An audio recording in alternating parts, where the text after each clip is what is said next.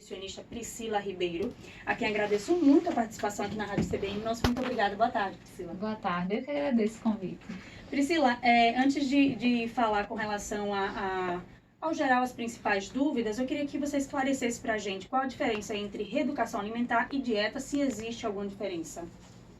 Bem, são dois termos que geram aí alguns conflitos entre as pessoas, né? Dieta não é como a gente imagina, que tem um objetivo único de emagrecimento. A gente sempre associa dieta com emagrecimento. Isso. Mas dieta está associado com o hábito daquela região ou daquela pessoa. Vou dar um exemplo. Dieta mediterrânea, ou seja, é o hábito alimentar daquele povo.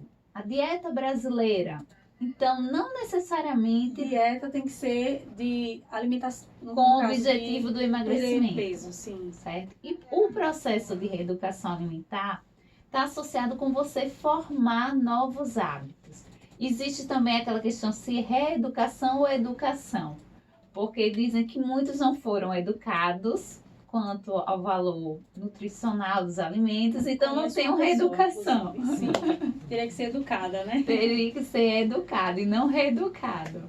E aí, então, fica aí essa divergência, mas geralmente no seu consultório você passa reeducação, educação, dieta, o que é que as pessoas mais pedem no caso?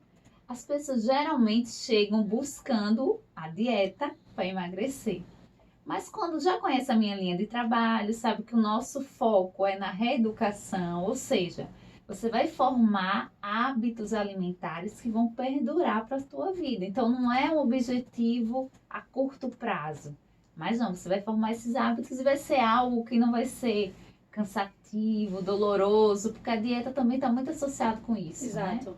É o deixar de comer, né? Isso, sofrimento, a restrição, é muito forte a questão da restrição. Aí eu vou cortar isso, cortar aquilo, eu nunca mais vou comer, chega sempre com esses questionamentos, né? Vai sair, não vou não sair porque eu não posso comer isso, não posso comer aquilo, e a gente realmente acaba vendo muito isso.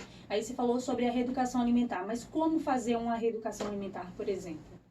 Vai depender muito do paciente ou do indivíduo, né? Por exemplo, a gente sempre foca com hábitos, pequenos hábitos. Então, não existe você querer formar novos hábitos, eu digo assim, de forma instantânea. De um dia para o outro. De um dia para o né? outro. Então, vamos lá. Vamos focar em um objetivo. Se você bebe pouca água, vamos começar bebendo mais água. E você, claro, quanto mais específico eu digo que você for, então, quanto de água eu vou consumir por dia? 2 litros, como eu vou consumir essa água? Porque não adianta você ficar na meta, idealizar a meta e não ter as estratégias. Aí eu vou levar uma garrafinha de água, eu vou colocar um alarme no celular, eu vou baixar um aplicativo. Enfim, você tem que ser realista com o seu contexto e ter as estratégias. E aí, conseguir formar esse hábito, né? Beber mais água, parte para outro. Porque tem um livro até bem famoso, que é O Poder do Hábito. Muita gente leu, né? Que ele fala exatamente isso. Você não apaga os velhos hábitos. Eles sempre vão estar ali. Você forma um novo caminho, Sim. Um novo hábito. Então, eu digo que o velho hábito sempre vai estar ali adormecido. Se você der moleza para ele, ele ressurge.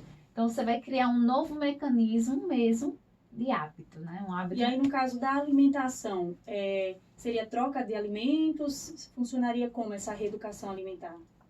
Por exemplo, tem pessoas que consomem pouca salada no almoço.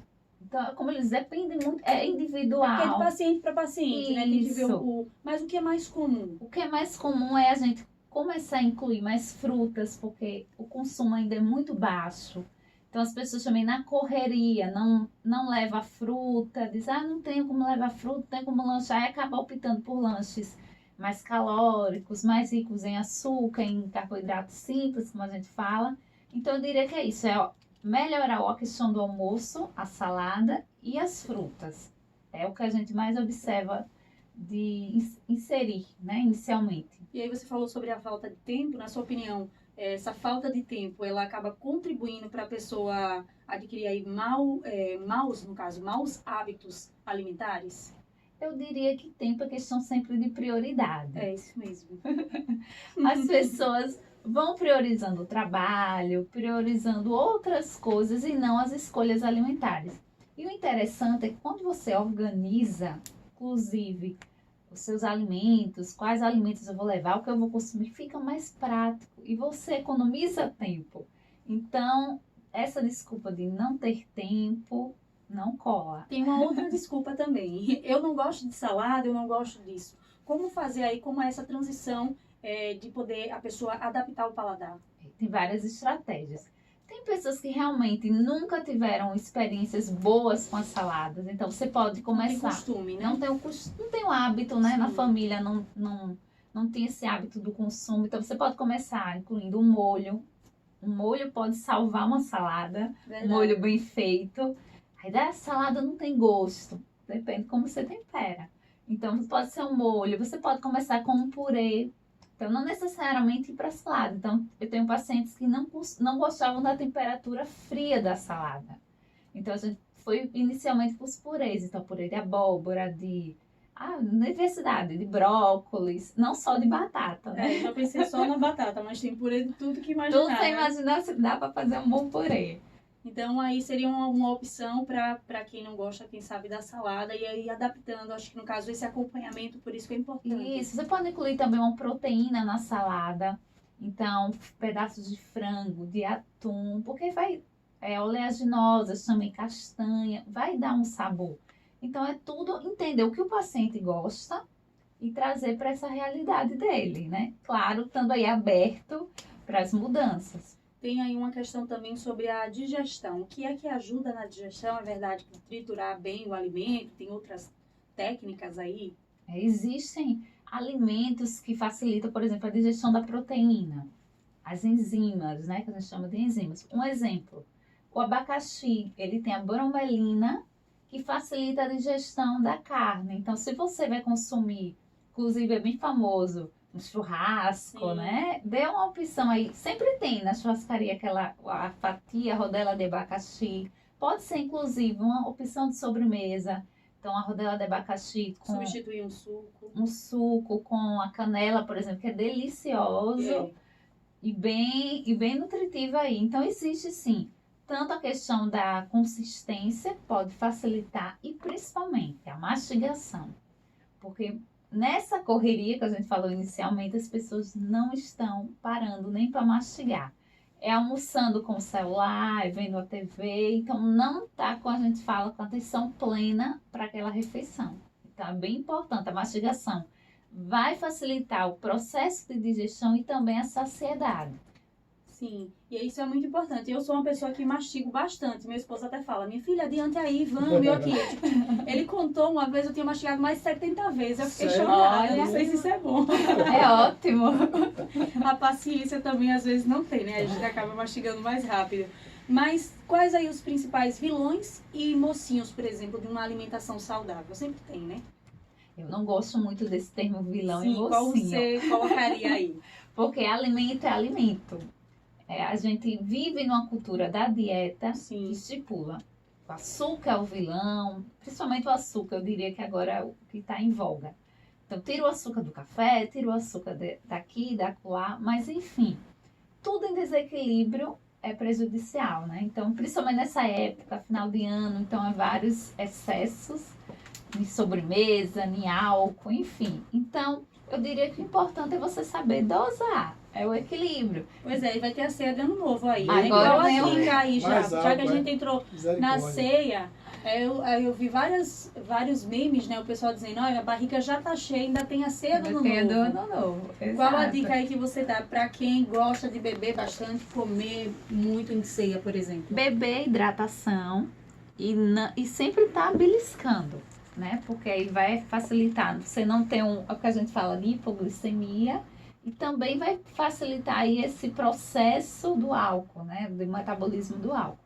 Então, sempre bebeu água e sempre tá comendo alguma coisinha. Enfim, final do ano a gente tem também aí a uva, a semente de romã, a lentilha. São alimentos que, além de ter a superstição, para quem acredita, são bem ricos do ponto de vista nutricional. As fibras, querendo ou não, sempre tem uma saladinha. Então, é saber escolher, mastigar e entender que depois da virada o alimento continua. Pois é, e o pós-ceia, como é que fica? Aí eu sempre Um dou, chazinho de boldo. sempre focar no detox, né? O tão conhecido detox. Então, assim, o suco verde pode ser uma boa opção. Um bom chá digestivo pode lhe ajudar a hidratação. Então, no outro dia, não acorda e vai comendo, né? Dê prioridade à hidratação e faça um processo, uma saladinha, capricha na saladinha e volta à rotina. Porque o mais importante é isso, é recomeçar. Na realidade, todas as refeições, eu sei que você não vai dizer isso, são importantes, né? Mas existe alguma que a gente deve caprichar, ter aquele cuidado especial? Existe o café da manhã. Porque muita gente acaba deixando o café da manhã de lado. E assim, de lado que eu digo assim, comendo pão, comendo mais besteira, vamos Isso, às dizer vezes assim. pula realmente a refeição. Pula, e aí o almoço coloca aquele pratão e come. Os estudos apontam, aí, quando avaliam essa questão das refeições, que aqueles indivíduos que priorizavam o café da manhã, eles perdiam mais peso e eles conseguiam manter nesse processo de reeducação. Porque existe uma coisa no nosso corpo chamada de ritmo circadiano. Não sei se você já ouviu falar. É tipo um reloginho que o nosso corpo funciona. Então, quando você não pula o café da manhã, você está, digamos assim, indo pelo seu relógio. Isso, toda a questão hormonal, questão até da digestão, você consegue digerir melhor o alimento. Então, por favor, se tem uma refeição que você não deve ficar aí de olho, é o café da manhã. Né? Tem outra questão que é dúvida bastante aqui dos nossos ouvintes, e várias pessoas com relação ao suco na hora de almoçar, da refeição, de qualquer refeição. Pode, não pode? Pode, até 180 ml é o que eu indico. Porque acima disso, você vai, no seu estômago, né, processo de digestão, você vai ter um excesso de volume nesse estômago. E aí as enzimas, as famosas enzimas, não conseguem digerir tão bem esse alimento, o bolo, né, alimentar. Então, até 180 ml, tranquilo. Se você gosta, tem gente que eu não abro mão do meu suco. Um copinho dá para você tomar tranquilo.